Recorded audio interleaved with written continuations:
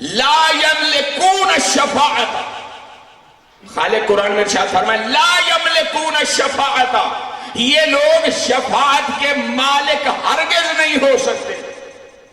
اب اس جملے کے بعد اگر اللہ کے بعد اللہ آ جاتا تھا نا، جیسے آتا ہے لا الہ الا اللہ، نہیں ہے کوئی معبود سوائے اللہ کے، اگر یہاں بھی اللہ کے بعد اللہ آ جاتا، دیکھیں میں بڑی معذرت کے ساتھ اللہ سے معافی مانگ کے میں قرآن میں تحریف نہیں کر رہا، مجمع کو سمجھانے کے لیے کہہ رہا ہوں، یہاں بھی اگر اللہ کے بعد اللہ آ جاتا، کیا لا یملکون الشفاعت الا اللہ، اگر یوں آ جاتا تو پھر مر تھانگ ایسا، پنجابی میں کہتے ہیں نا مر تھانگ ایسا، تے مر گئے سا واتا سا، حقیقی بات یہی ہے، شک کرنے کی گنجائش نہیں ہے، تو پھر معنی بنتا شفاعت صرف اللہ کے لیے ہے، لیکن خدا کی قسم اس رحیم نے کوئی رحم کر دیا ہم پہ، اس کریم نے کوئی کرم کر دیا ہم پہ،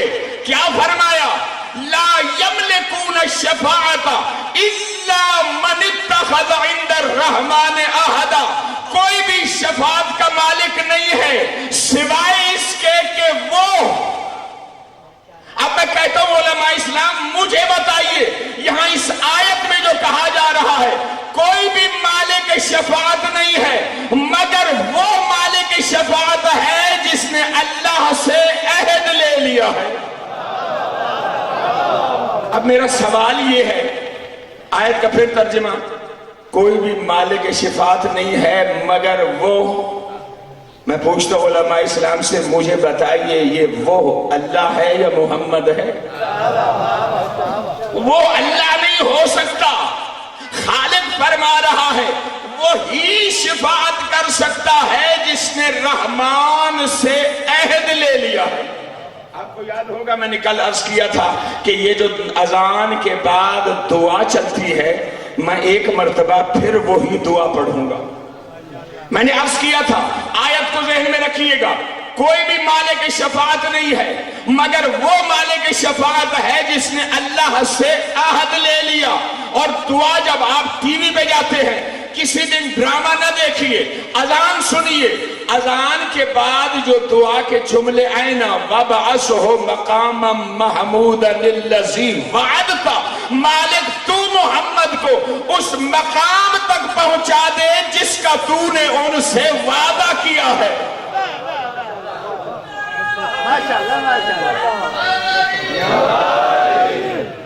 گھبرائیے گا نہیں، آج میں نے ایک قصیدہ بھی سنانا ہے انشاءاللہ۔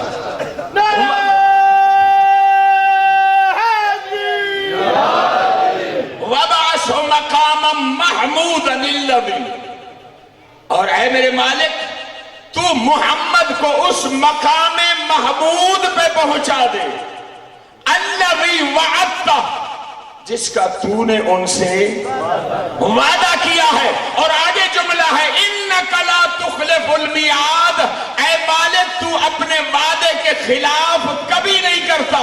اے مولوی جی وعدہ محمد نے دیا نہیں ہے، وعدہ محمد مصطفیٰ نے لیا ہے، اور جب وعدہ لے لیا ہے تو وعدہ دینے والا بھی وہ ہے جو کبھی اپنے وعدے کے خلاف کرتا نہیں ہے۔ اس لیے خدا کی قسم ہو نہیں سکتا سید الانبیاء کسی کا سفارشی بن کے جائے اور اس کی سفارش رد ہو جائے۔ خدا کی قسم اللہ کی رحیمی اور کریمی بتا دوں، قیامت والے دن آپ سنتے ہیں نا حساب ہوگا، حساب کتاب ہوگا، ایک ایک ذرہ، اور خدا کی قسم یہ انسان بھی کیا چیز ہے، بہت چال باز ہے انسان۔ قیامت والے دن جب نام عمل اس کے ہاتھ میں آئے گا نا، کہے گا مالک ایک نام کے کئی بندے ہو سکتے ہیں، ممکن ہے میرے ہی نام کا کوئی اور ہو، تو یہ بندہ وہاں بہانہ کرے گا۔ تو اس مقام پر روایت میں یہ جملے ہیں قُلْ اعْمَلُوا فَسَيَرَى اللَّهُ عَمَلَكُمْ وَرَسُولُهُ، سورہ توبہ کی آیت میں نے پڑھ دی، یوم تجد کل نفس ما عملت محضرا، ہر انسان قیامت والے دن اپنے کیے کو سامنے دیکھے گا. کیسے؟ آج آپ یہاں گھر میں بیٹھے ہوتے ہیں, ریموٹ آپ کے ہاتھ میں ہوتا ہے, بٹن دباتے ہیں, LCD پہ, کمپیوٹر پہ, ٹی وی پہ ویڈیو چل پڑتی ہے. خالق فرماتا ہے میدان محشر میں بھی ایسا ہی ہوگا. انسان کے سامنے نامہ عمل آئے گا. مالک, ایک نام کے کئی بندے ہو سکتے ہیں, ممکن ہے یہ کسی اور کا ہو. گویا کہ مجاز کی دنیا میں کہہ رہا ہوں, گویا کہ کن فیکون کا بٹن دبے گا, اسی بندے کی ویڈیو چل پڑے گی. وہ اپنی آنکھوں سے دیکھے گا, ہاں میں یہاں جا رہا تھا, وہاں میں بیٹھا, وہاں میں کھڑا ہوا, وہاں میں نے فلاں کو تھپڑ مارا, وہاں میں نے چوری کی ہے, وہاں میں نے فلاں برا کام کیا ہے, وہاں میں نے فلاں برا کام کیا ہے. خدا کی قسم جب دیکھے گا تو کہے گا مالک ایک شکل کے کئی بندے ہو سکتے ہیں, ممکن ہے یہ میرا ہی کوئی ہم شکل ہو. نظام قدرت ہی کیا جو بندوں کے سامنے فیل ہو جائے. سورہ یاسین پڑھ کر دیکھیے, الیوم نختم علی افواہہم. تبلیغ بھی کدی کدی سن لئی کرو. اتنے دن تو تسی ولایت دے پھکی مار رہے ہو تے اج تھوڑا جتنا کڑوی دوائی یہ مفید ہوندی نے بڑی. اللہ فرماتا ہے الیوم نختم علی افواہہم, آج ہم ان کے منہ پر مہریں لگا دیں گے. ان کے منہ بند ہو جائیں گے, بول نہیں سکیں گے. منہ بند ہونے کے بعد ہاتھ بول کر کہیں گے مالک اس نے ہمارے ذریعے فلاں برا کام کیا تھا. آنکھیں بول کر بتائیں گی مالک ہمارے ذریعے اس نے ناجائز چیزوں کو دیکھا تھا. کان بول کر بتائیں گے مالک ہمارے ذریعے اس نے فلاں ناجائز چیز سنی تھی. قدم بولیں گے, جسم کا ایک ایک عضو بولے گا. اس وقت یہ بگڑ کر کہے گا لما شہدتم علینا, تمہیں شرم نہیں آتی میرے ہاتھ ہو کر میرے خلاف, میری آنکھیں ہو کر میرے خلاف, میرے اعضائے بدن ہو کر میرے خلاف. قالو, یہ سارے اعضاء بول کر کہیں گے انطقنا اللہ الذی انطق کل شیء, ہمیں اس اللہ نے بولنے کا حکم دیا ہے جو ہر چیز کو بلوا سکتا ہے. اچھا یہ ماجرا کیا ہوا؟ یہ مولوی صاحب ویڈیو آپ نے کہاں سے نکال لی؟ میدان محشر میں ویڈیو چل رہی ہوگی. خدا کی قسم آج سائنس ثابت کرتی ہے یہ شاکری کا جو ہاتھ اوپر جا رہا ہے پھر نیچے آ رہا ہے. آپ یہ سمجھتے ہیں بس یہ حرکت فضا میں تحلیل ہو گئی, غائب ہو گئی. نہیں میرے دوستو, غائب نہیں ہوئی. یہ جو میری زبان سے لفظ نکل رہے ہیں آپ سمجھتے ہیں میری زبان سے نکلے اور غائب ہو گئے؟ نہیں, میری ایک ایک حرکت بھی فضا میں موجود, میرا ایک ایک لفظ بھی فضا میں موجود. میں نے سنا ہے جاپان ایک ایسا ٹیپ ریکارڈر بنانے کی کوشش میں ہے اور وہ 95% کامیاب بھی ہو چکے ہیں. وہ ایسا ریکارڈر ایجاد کرنا چاہتے ہیں کہ جس کے ذریعے 200 سال پہلے, 1000 سال پہلے, 1300 سال پہلے, 1400 سال پہلے کی وہ آوازیں جو فضا میں موجود ہیں وہ ریکارڈ کر سکیں. آپ کی تمنا بھی میرے ساتھ ملے گی انشاءاللہ. اب میں ایک تمنا کا اظہار کرنا چاہتا ہوں. خدا کی قسم میری بھی تمنا ہے اللہ کرے وہ ریکارڈر ایجاد ہو. 1400 سال پہلے ہم میدان غدیر خم کی فضا میں جا کے پیغمبر کی زبان سے نکلا ہوا یہ جملہ ریکارڈ کریں اور پیغمبر کی مقدس آواز میں سنیں من کنت مولا ہو فہذا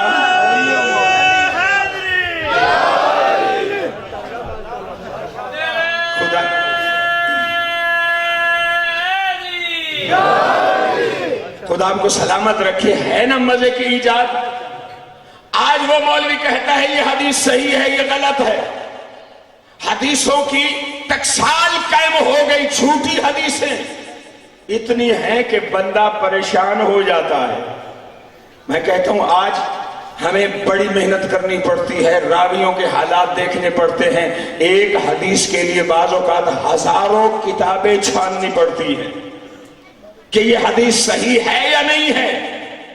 تو میرے دوستو اگر یہ ریکارڈر ایجاد ہو جائے, جس حدیث کے بارے میں شک ہے فضا سے آوازیں لے لو، دیکھ لو اگر زبان پیغمبر سے یہ حدیث نکل رہی ہے تو صحیح ہے، اگر اس حدیث کو پڑھنے والی، ظاہر ہے جب آپ ریکارڈنگ کریں گے آپ پیغمبر کی آواز سے مانوس ہو جائیں گے، پتہ چل جائے گا کہ یہ کس کی آواز ہے۔ تو میرے دوستو، مالک شفاعت اللہ ہے، من ذی یشفع عنده الا باذنہ، جو بھی سفارش کرے گا قیامت والے دن اللہ کی اجازت سے کرے گا۔ اچھا، اللہ کے علاوہ شفیع کوئی نہیں، میں نے قرآن سے ثابت کیا کہ پیغمبر خاتم شفیع ہیں، اللہ کے علاوہ ولی کوئی نہیں ہے۔ میں کہتا ہوں وہ اللہ جو اتنا مہربان ہے، جس نے ہمیں محمد مصطفیٰ جیسا شفیع دے دیا، وہ ہمیں ولی سے محروم رکھے گا؟ نہیں میرے دوستو، سورہ مائدہ میں خالق نے ہمیں بتایا انما ولیکم اللہ ورسولہ والذین آمنوا الذین یقیمون الصلاۃ ویؤتون الزکاۃ وہم راکعون، تمہارا ولی اللہ ہے، اللہ کا رسول ہے، اور وہ نمازی ہیں جو رکوع میں زکوٰۃ دیتے ہیں۔ اچھا نہیں، میں اس آیت پہ ابھی نہیں بولوں گا، اس آیت پہ نہیں بولوں گا، کیوں؟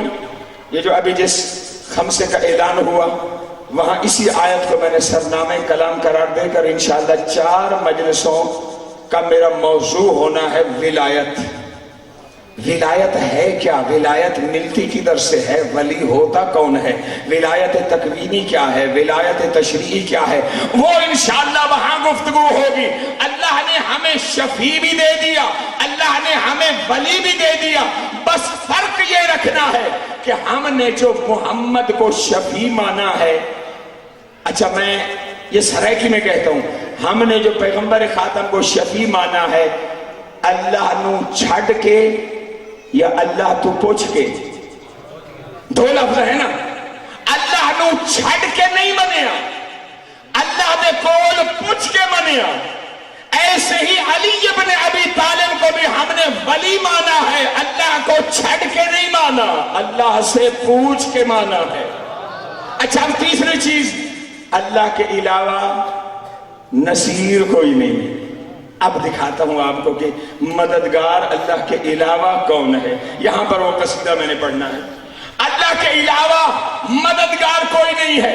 اب دیکھیے سورہ حدید 27واں پارہ آیت نمبر 25، لقد ارسلنا رسلنا بالبینات وانزلنا معهم الكتاب ليقوم الناس بالقسط وانزلنا الحدید فیہ بأس شدید ومنافع للناس، ہم نے اپنے رسولوں کو بھیجا معجزات دے کر، اور ان کے ساتھ ہم نے کتاب بھی نازل کی تاکہ لوگ انصاف کے جادے پر قائم ہو جائیں، اور ہم نے لوہا بھی اتارا، فیہ باس شدید، جس لوہے میں بڑی قوت ہے، بڑی طاقت ہے۔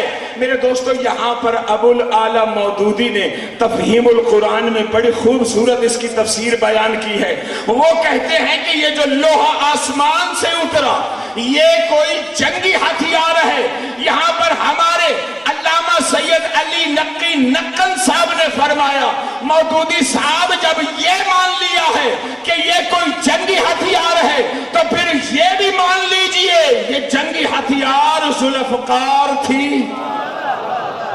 تو پھر اسے بھی مان جائیے۔ یہ ذوالفقار آئی کب؟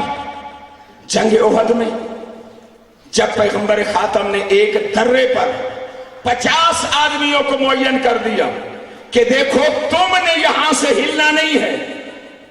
جنگ بظاہر فتح ہو گئی تھی، مسلمانوں کو فتح ہو چکی تھی۔ جب دیکھا نا کہ فتح حاصل ہو چکی ہے اور مال غنیمت تقسیم ہونے لگا، تو پیغمبر نے فرمایا تھا کسی صورت بھی وہاں سے ہٹنا نہیں ہے۔ 48 بندے یہ سوچ کر کہ اب تو کام نہیں رہا ہٹ آئے۔ 2 بندے جنہوں نے یہ سوچا کہ اللہ کے رسول کا حکم یہ ہے کہ یہاں رہنا ہے، وہ جمے رہے۔ 48 جب ہٹ کے آئے، مشرکین نے دیکھا کہ یہ درہ خالی ہو گیا ہے، اب ہم ادھر سے حملہ کر سکتے ہیں۔ مشرکین اکٹھے ہو کر آئے، درے کی طرف سے حملہ کیا۔ وہ مسلمان جو فتح حاصل کر چکے تھے ان کی فتح شکست میں بدلنے لگی۔ اور یہاں پر قرآن میں اللہ نے ایک منظر پیش کیا ہے، وَإِذْ تُسْعِدُونَ وَلَا تَلْوُونَ وَالرَّسُولُ يَدْعُوكُمْ، یاد کرو اس وقت کو جب تم پہاڑوں پر چڑھ رہے تھے اور کسی کی بات سن نہیں رہے تھے۔ میدان احد میں دو آوازیں گونجی۔ کب گونجی؟ جب دیکھا نا کہ سارے مسلمان رسول کو چھوڑ گئے ہیں، ایک مشرک نے پتھر مارا، رسول اکرم کے دندان مبارک پر لگا، وزنی پتھر کی وجہ سے رسول اکرم ایک گڑھے میں گرے، تھوڑی دیر کے لیے نظروں سے ہادی غائب ہوا۔ شیطان نے آواز دی، اذهبوا قد قتل محمد، سب چلے جاؤ محمد مارے گئے ہیں۔ بس یہ آواز سننی تھی، لوگ دوڑے، اور قرآن کہتا ہے والرسول یدعوکم، رسول تمہیں بلا رہا ہے۔ اب دیکھیے میدان احد میں آوازیں ہیں دو، ایک ہے شیطان کی آواز، ایک ہے رسول کی آواز۔ یہاں میں آپ کے سامنے بول رہا ہوں، میرے ساتھ بیٹھے ہوئے شاہ صاحب قبلہ اگر بولے میری ہی آواز میں، میری جتنی اونچی آواز میں، تمہیں جیسے میری آواز سنائی دے رہی ہے ویسے ہی ان کی بھی آواز سنائی دے گی یا نہیں؟ ذرا بولیے میرے ساتھ، ان کی بھی آواز سنیں گے نا؟ لیکن کیا ماجرا ہوا؟ لوگوں نے شیطان کی آواز تو سنی، رسول کی آواز نہ سنی۔ صرف ایک ہے جو تلوار لے کر کعبہ ایمان کا طواف بھی کر رہا ہے، دشمنوں سے لڑ بھی رہا ہے۔ ماجرا کیا ہوا؟ رسول کی آواز نہیں سنی، شیطان کی آواز سنی، رسول کی آواز صرف ایک نے سنی۔ ماجرا کیا ہے؟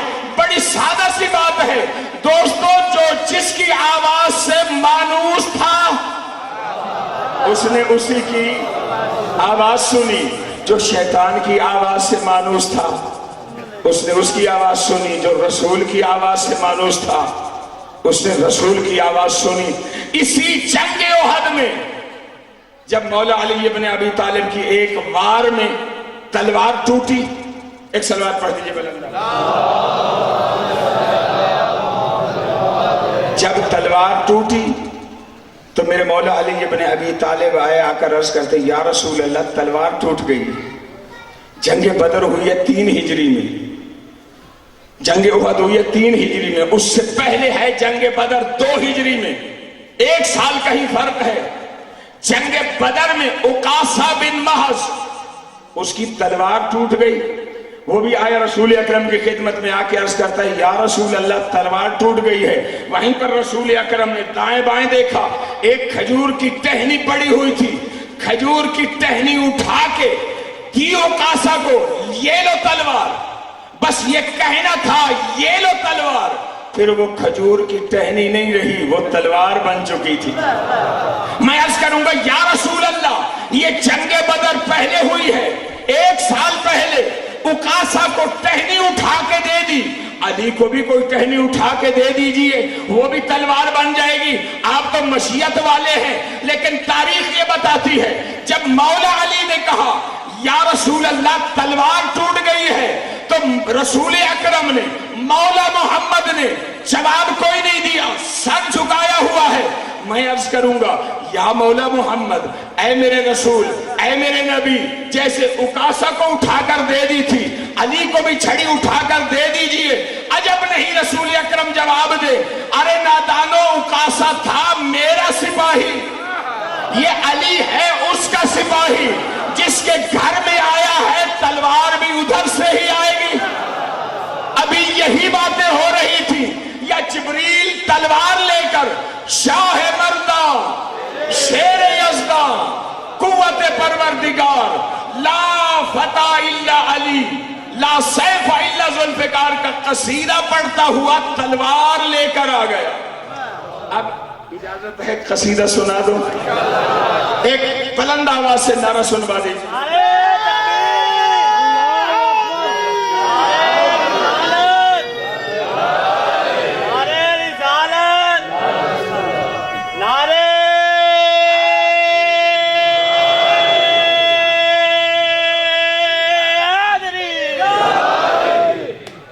सलामत रखे, आबाद व शाद रहे, पिछले भी, दरमियान वाले भी, अगले भी।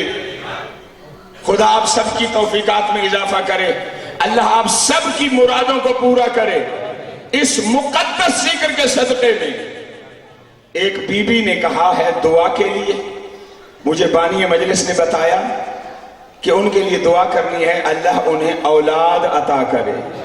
मैं इस मुकद्दस मिंबर से जनाब रुबाब की खाली गोदी का वास्ता देकर कहता हूँ, मालिक उस मजदूर को औलाद नरीना अता फरमा, खुदावंद मुताला आप सबकी मुश्किलात आसान फरमाए। दोस्तों, खुशकिस्मत हो कि तुम्हें मोहब्बत मोहम्मद और आले मोहम्मद नसीब हुई है।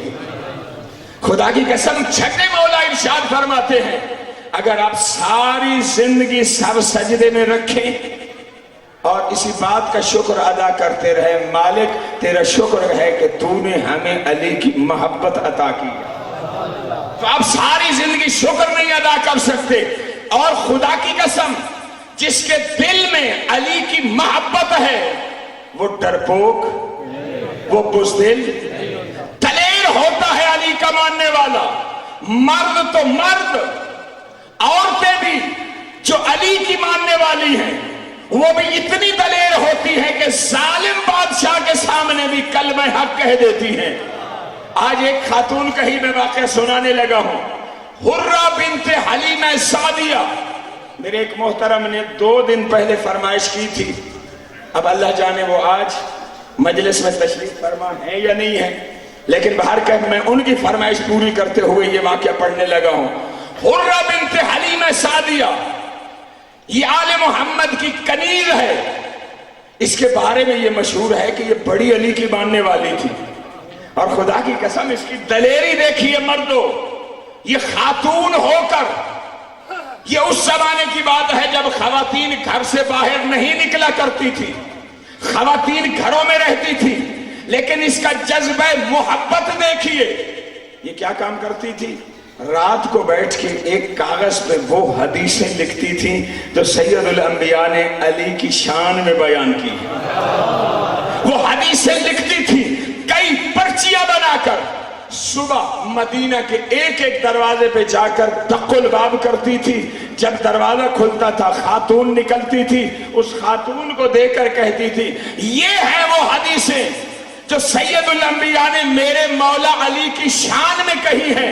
अपने घर वाले को पढ़ाना, और याद रख अगर तुम्हें समझ ना आए घबराना नहीं है, मुझे याद कर लेना, मैं आके समझा दूंगा।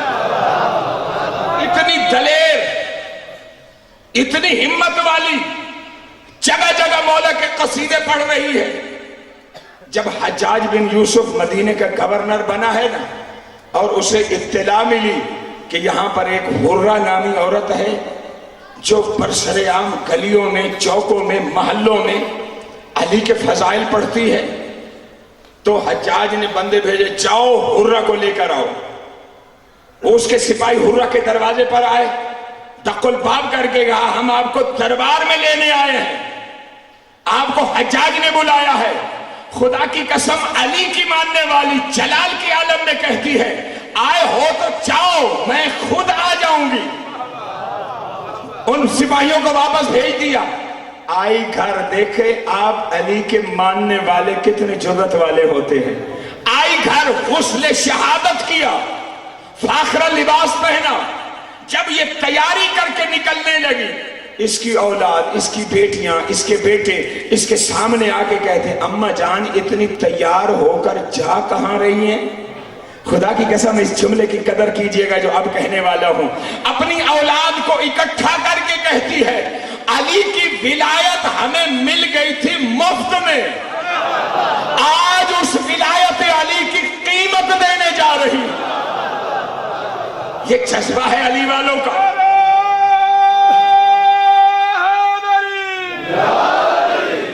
कीमत अदा करने जा रही हूं। आई है हज्जाज की खिदमत में। हज्जाज के पास आई, हज्जाज ने कहा, समेअतु अन्नके तुफस्सिलीना अली इब्न अबी तालिब अला फुलानिन व फुलानिन व फुलानिन। मैंने सुना है तू अली को فلاں سے فلاں سے فلاں سے افضل سمجھتی ہے، تو وہ علی کی نوکر، علی کی کنیز کہتی ہے لقد قذب الذین زعموا، جھوٹ بولتے ہیں وہ جو یہ کہتے ہیں کہ میں علی کو اس سے افضل سمجھتی ہوں، جھوٹے ہیں وہ لوگ۔ لفظ کی گہرائی تک پہنچیے گا، جھوٹ بولا ہے جنہوں نے یہ کہا ہے کہ علی ان سے افضل ہے۔ یہ کیا چیز ہے؟ انا افضلہ علی آدم و ابراہیم و موسیٰ و عیسیٰ۔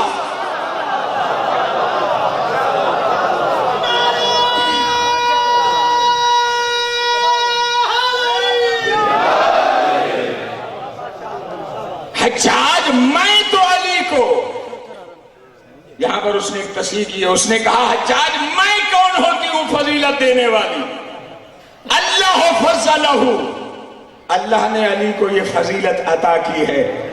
علی کو میں تو آدم سے بھی افضل سمجھتی ہوں، ابراہیم سے بھی افضل سمجھتی ہوں، حضرت موسیٰ سے بھی افضل سمجھتی ہوں، حضرت عیسیٰ سے بھی افضل سمجھتی ہوں۔ حجاج بگڑ کے کہتا ہے یا حرہ، تو اے حرہ میں نے تو کچھ کے بارے میں پوچھا تھا، فتزیدین ثمانیۃ من الانبیاء، تو 8 نبیوں کا اور اضافہ کر رہی ہے۔ اگر دلیل نہ لا سکی تو یہی آپ کا لَسَرَبْ تو اونوں کا کہ میں تیری گردن یہی قلم کر دوں۔ سینہ تان کے کہتی ہے علی والے دلیل کے بغیر بات کرتے ہی نہیں، علی والا ہوتا ہی وہی ہے جس کے پاس اس کے ہر عقیدے کی دلیل ہوتی ہے۔ حجاج نے کہا بتا پھر تیرا علی کیسے افضل ہے آدم سے؟ بڑے آرام سے کہتی ہے حجاج اما تقرأ القرآن، کبھی قرآن نہیں پڑھا؟ قرآن میں اللہ نے یہ واقعہ ذکر کیا ہے کہ جب آدم سے ترک اولا ہوا اور اللہ نے کہا آدم میری جنت سے نکل جا، آدم جب جنت سے نکلنے لگے تو اللہ نے فرمایا جنت کی وردی یہی رکھتے جاؤ، جنت کا لباس اتارتے جاؤ، یہ ہے آدم، اور میرے مولا علی ان کے بچوں کے لیے جنت سے لباس آتے ہیں۔ خدا آپ کو سلامت رکھے۔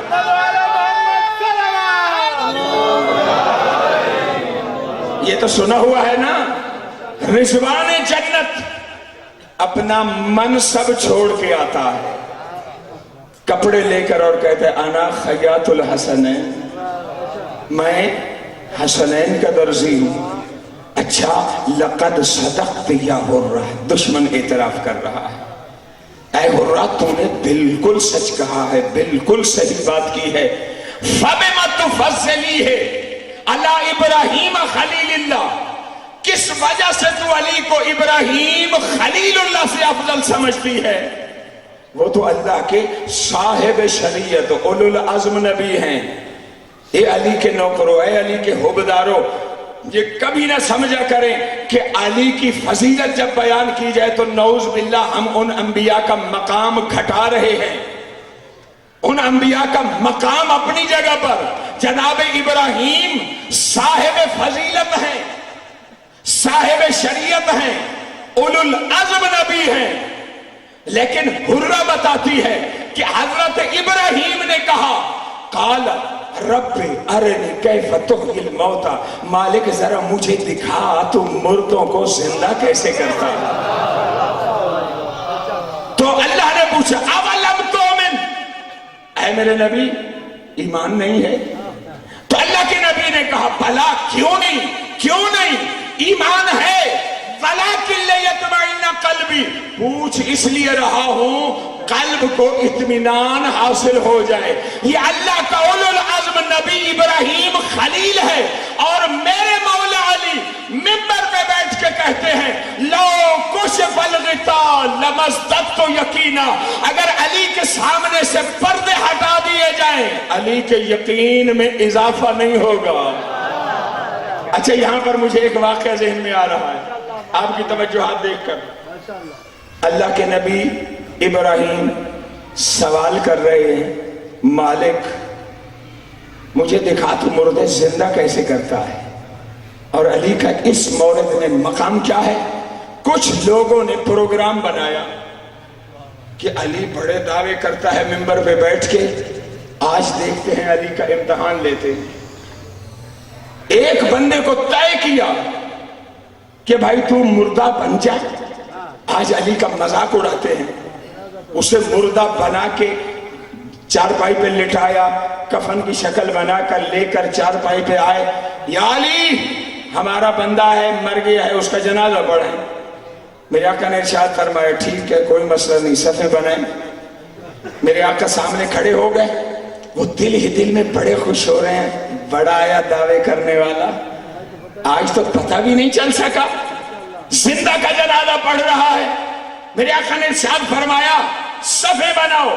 سامنے میرے آقا کھڑے ہو گئے اور نیت کرتے ہوئے کہا 5 تکبیر نماز جنازہ پڑھتا ہوں واسطے اس حاضر میت کے. اللہ اکبر. جنازہ جب پڑھا جا چکا، 2-4 بندے کھی کھی کھی کرتے ہوئے ہنستے ہوئے لوٹ پوٹ ہو رہے ہیں. کوئی ادھر جا کے ہنس رہا ہے، کوئی ادھر جا کے ہنس رہا ہے، مذاق کرنا چاہتے ہیں مولا علی کا. میرے آقا نے مسکرا کے فرمایا یہ ہنس کیوں رہے ہو؟ کسی نے کہا یا علی، ہم یہ دیکھنا چاہتے تھے آپ کا علم کتنا ہے. یا علی، ہم تو زندہ کو لے آئے تھے، آپ نے زندہ کا جنازہ پڑھا دیا. میرے آقا نے مسکرا کر کہا ہوگا زندہ، لیکن جب میں نے کہا تھا نا واسطے اس حاضر میت کے، تو پھر وہ زندہ نہیں رہا، مردہ بن گیا. کوشش کرتے رہے، اٹھا نہ سکے. حرہ دلیل بیان کر رہی ہے میرے علی ابراہیم سے افضل کیسے. اچھا، حجاج نے پوچھا یہ بتا علی حضرت موسیٰ علیہ السلام سے افضل کیسے ہیں؟ تو حرہ نے کہا میں نہیں بیان کرتی، اللہ کی کتاب بیان کر رہی ہے. اللہ کی کتاب نے ارشاد فرمایا حضرت موسیٰ علیہ السلام کے بارے میں فخرج منہا خائفا یترقب. حضرت موسیٰ علیہ السلام فرعون اور فرعونیوں کے خوف سے شہر سے نکلے، چھپتے پھر رہے تھے. یہ ہے اللہ کے نبی موسیٰ کلیم اللہ.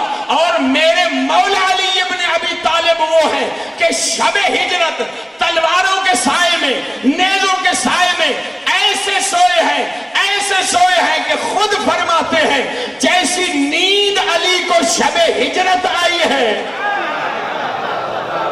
ایسی نیند پہلے کبھی نہیں سویا. یہ شب ہجرت ہے کیا؟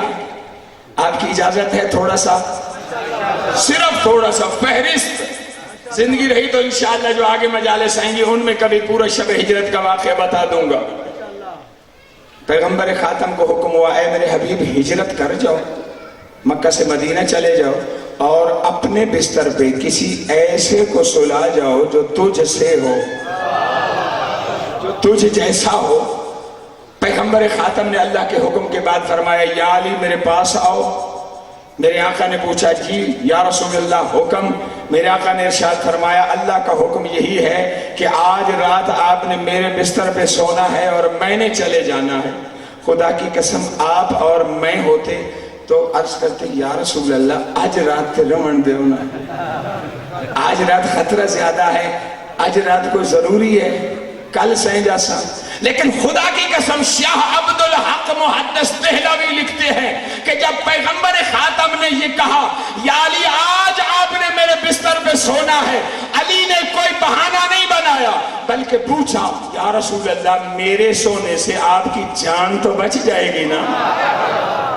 پیغمبر نے فرمایا ہاں یا علی، اس مقام پر روئے زمین پر پہلا سجدہ شکر مولا علی ابن ابی طالب نے ادا کیا. شاہ عبدالحق محدث دہلوی لکھتے ہیں اس کائنات پر پہلا سجدہ شکر ہے جو علی ابن ابی طالب نے ادا کیا. میں کہتا ہوں سجدہ شکر عبادت کا حصہ ہے، سجدہ شکر عبادت کا حصہ بنا ہے، کسی مولوی کے فتوے سے نہیں، ناطق قرآن کے عمل سے بنا ہے.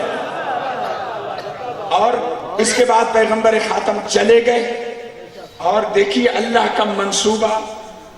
ایک منفرد ہی ہوتا ہے منصوبہ.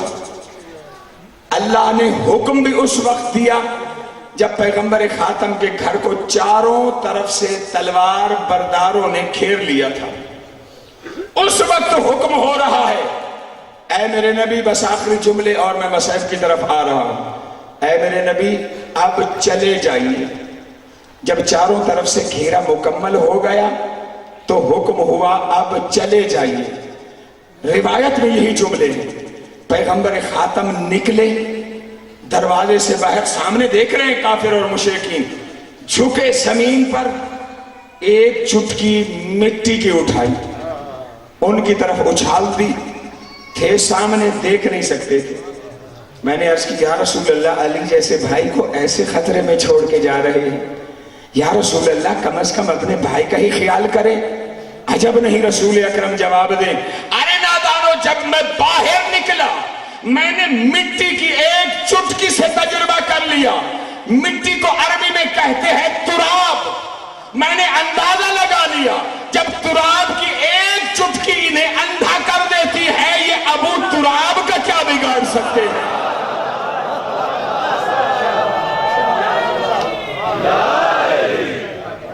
میرے دوستو، خدا کی قسم یہ وہ گھرانہ ہے جنہوں نے دین کے لیے اپنا سب کچھ قربان کر دیا. اگر اللہ نے انہیں عصمت دی ہے، منزلت دی ہے، تو صرف اس لیے کہ انہوں نے اپنا آپ دین کے لیے وقف کر دیا. خدا کی قسم آج 7 محرم الحرام ہے. آپ دیکھیے باہر سبیلیں لگی ہیں. ہمارے عزاداروں نے، ہمارے ماتمیوں نے سبیلیں سجائی ہوئی ہیں. کیوں؟ یہ تصور ہوتا ہے ان کے ذہن میں کہ 7 محرم الحرام کو سادات کا پانی بند ہو گیا. ہم نے سبیلیں سجائی ہیں مولا، وہ اور ہیں جو پانی بند کرتے تھے. ہم نے آپ کے نام پہ ہر خاص و عام کے لیے سبیل سجائی ہوئی ہے. خدا کی قسم آج 7 محرم الحرام مجھے حکم یہی ہوا ہے کہ آج حسن کے یتیم کا تذکرہ ہونا. خدا کی قسم آپ نہیں جانتے، یہ جو ادھر پردے میں میری مائیں بہنیں بیٹھی ہیں وہ بہتر سمجھیں گی کہ شوہردار ماں کے بچے پالنے کا انداز اور ہوتا ہے. جس خاتون کے سر سے شوہر کا سایہ اٹھ جاتا ہے نا، اس کے بچے پالنے کا انداز کچھ اور ہوتا ہے. جو بیوہ ماں ہوتی ہے نا، وہ اس نیت سے پال رہی ہوتی ہے، اللہ زندگی کرے میرا بچہ جوان ہو جائے گا. میرے سر سے چادر تو پہلے اتر چکی ہے، لیکن خدا زندگی کرے میرے بچے کی، میرا بچہ جوان ہوگا، میرے دکھ ٹل جائیں گے، یہ باپ کی جگہ لے لے گا. خدا کی قسم میرے آقا مولا امام حسن کی بیوہ یہی سوچ کر قاسم کو پال رہی تھی. خدا کی قسم 40 ہجری کو جب باپ کو سحر ملی ہے نا، اس وقت اس شہزادے کی عمر تھی 3 سال. جب جگر کے ٹکڑے کٹ کٹ کے باہر آنے لگے تو میرے مولا امام حسن نے کہا، فرما ذرا میرے لال قاسم کو میرے سینے پہ سلا دیجیے. اللہ جانے پھر اسے باپ کا سینہ نصیب ہوگا یا نہیں ہوگا.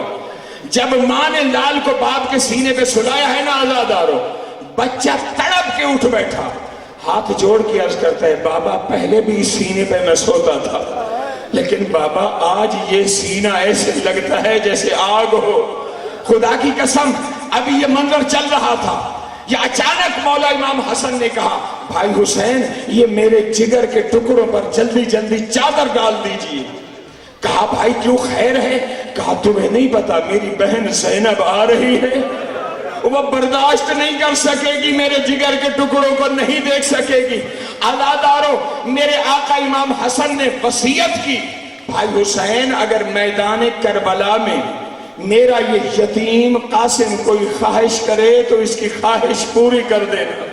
عزادارو یہ قافلہ آ گیا میدان کربلا میں. 10 محرم الحرام کی جب رات آئی ہے نا، یہ دونوں بہن بھائی خیموں کا دورہ کر رہے ہیں. پہلے اصحاب کے خیمہ کا دورہ کیا، پھر مستورات کا دورہ کیا. دیکھ رہے ہر مستور اپنی قربانی کو سامنے لے کر بیٹھی باتیں کر رہی ہے اور اسے حوصلہ دے رہی ہے. بیٹا کل مجھے زہرا کے سامنے سرخرو کرنا ہے، مجھے سیدہ زہرا کے سامنے شرمندہ نہیں کرنا۔ یہ دونوں بہن بھائی چل رہے تھے، یہ اچانک ایک خیمے سے 3 آوازیں آ رہی تھی۔ پہلی آواز کیا تھی؟ پہلی آواز یہ تھی، بیٹا علی اکبر کل جب صبح کا سورج طلوع ہوگا نا، سب سے پہلے اپنے مولا پر میں قربان ہو جاؤں گا۔ کیوں؟ بیٹا علی اکبر تو ہے میرے مولا کی آنکھوں کا نور، اگر تو پہلے چلا گیا نا تو میرے آقا کی آنکھوں کا نور ختم ہو جائے گا۔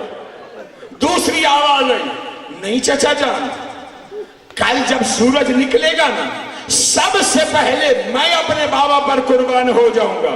کیوں؟ چچا جان آپ ہیں میرے بابا کی کمر کا زور، اگر آپ پہلے چلے گئے نا میرے بابا کی کمر ٹوٹ جائے گی۔ دوستو یہ 2 آوازیں تھی، بہن بھائی نے بڑے آرام سے سنی، لیکن اب جب تیسری آواز آئی ہے نا بہن بھائی پھر کھڑے نہیں رہ سکے، زمین کربلا پر بیٹھ گئے۔ سنو گے تیسری آواز کیا تھی؟ تیسری آواز یہ تھی، بھائی جان علی اکبر چچا جان اگر اجازت ہو تو ایک بات میں کروں۔ بات یہ ہے کہ کل جب دن چڑھے گا نا سب سے پہلے چچا پر میں قربان ہو جاؤں گا۔ کیوں؟ نہ میں کسی کی آنکھوں کا نور ہوں، نہ میں کسی کی کمر کا زور ہوں، میرے جانے سے نہ کسی آنکھوں کا نور ختم ہوگا، نہ کسی کی کمر ٹوٹے گی۔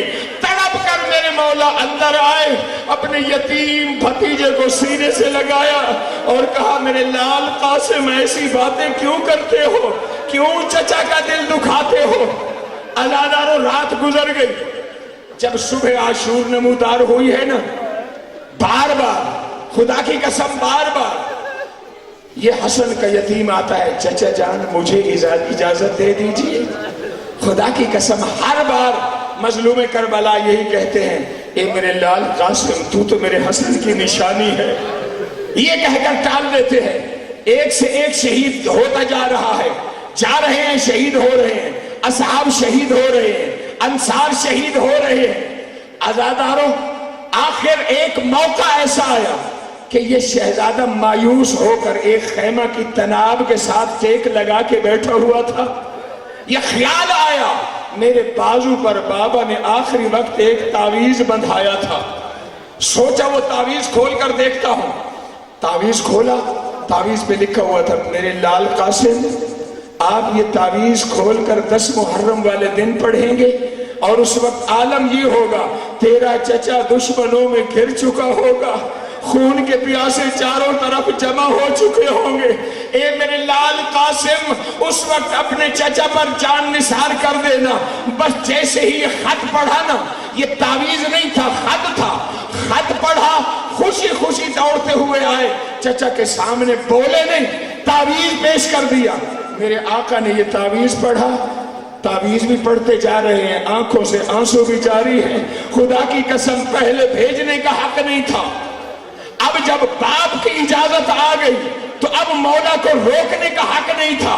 میرے آقا نے شہزادے قاسم کو تیار کیا، امامہ بندھوایا، تلوار حمائل کی، اللہ جانتا ہے میں نے علماء سے سنا ہے۔ پھر جب مکمل تیار کر چکے نا، میرے آقا نے شہزادے کی قمیض آگے والی جانب سے چاک کر دی۔ یہ کیوں چاک کی؟ عرب کا یہ دستور ہوتا تھا، جب کوئی یتیم ہوتا تھا نا سامنے سے اس کی قمیض کو چاک کر دیا کرتے تھے۔ میرے آقا نے بھی بھتیجے کی قمیض کو چاک کر دیا، شاید کسی ظالم کو یہ سمجھ کے رحم آ جائے کہ یہ تو یتیم آ رہا ہے۔ لیکن عزادارو شہزادہ قاسم گئے میدان میں، جیسے علی کے شیر نے جنگ، حسن کے شیر نے جنگ کرنی تھی، ویسے جنگ کی روایت کے یہ جملے ہیں۔ اطمینان کا یہ عالم تھا کہ جنگ کے دوران گھوڑے پر جھک کر اپنے جوتے کا تسمہ درست کر رہے تھے، یا ایک ملعون ازلی نے شہزادے کی کمر میں نیزہ مارا، شہزادہ پھر سین پر سنبھل نہیں سکا، ایک اور ظالم نے دوسرا نیزہ مارا جو سینے کی طرف سے نکل آیا، پھر شہزادہ سین سے نیچے لٹکنے لگا اور شہزادے کا گھوڑا دشمن کی فوجوں کے درمیان۔ خدا کی قسم جب شہزادہ گرنے لگا نا، ہر شہید نے یہ کہا السلام علیکہ یا مولا، اے مولا ہمارا سلام قبول کیجئے۔ لیکن یہ واحد شہزادہ ہے، بالکل یتیموں کے انداز میں، بچوں کے انداز میں مولا کہہ کر نہیں پکارا، چچا کہہ کر نہیں پکارا، یہی جملہ زبان سے نکلا، اماں میں گر گیا، اماں میں زین سے نیچے آ گیا ہوں۔ عزادار و شہزادے کا گھوڑا دشمن کی فوجوں کے درمیان جس کے پاس سے گزرتا ہے، جس کے ہاتھ میں تلوار ہے وہ تلوار سے وار کرتا ہے، جس کے ہاتھ میں نیزہ ہے وہ نیزے سے وار کرتا ہے۔ یہ واحد شہید ہے جس کی لاش پر پہنچنے کے لیے مولا نے جنگ کی ہے۔ لیکن خدا کی قسم میرے 12ویں آقا ارشاد فرماتے ہیں، میرا سلام ہو اس جوان پر جس کی دائیں طرف کی پسلیاں بائیں طرف کو آ چکی تھی، بائیں طرف کی پسلیاں دائیں طرف کو آ چکی تھی۔ جب میرے مولا بھتیجے کی لاش میں پہنچے ہیں نا، تو پھر قاسم نہیں رہا تھا، تقسیم ہو گیا تھا۔ خدا کی قسم میرے آقا نے قاسم کو چنا، چننے کے بعد قاسم کو اٹھایا، لے آئے خیمہ کے دروازے پہ۔ جب خیمہ کے دروازے پہ پہنچے ہیں نا، کہا اماں فضہ قاسم کی ماں کو بلائیے۔ کیوں؟ اس لیے کہ قاسم کا بیٹا آیا ہے، قاسم ام فروہ کا بیٹا آیا ہے، قاسم کی ماں کو بلائیے۔ خدا کی قسم تاریخ کے یہ جملے ہیں۔ جناب فضہ بیان کرتی ہے، جب میں ام فروہ کے خیمے میں گئی ہوں نا، تو میں نے منظر بڑا عجیب دیکھا۔ میں نے دیکھا ام فروہ ہے، دونوں ہاتھ یوں دراز کیے ہوئے ہیں، کبھی خیمہ کی اس کنات کے ساتھ جا لگتی ہے، کبھی خیمہ کی اس کنات کے ساتھ جا لگتی ہے۔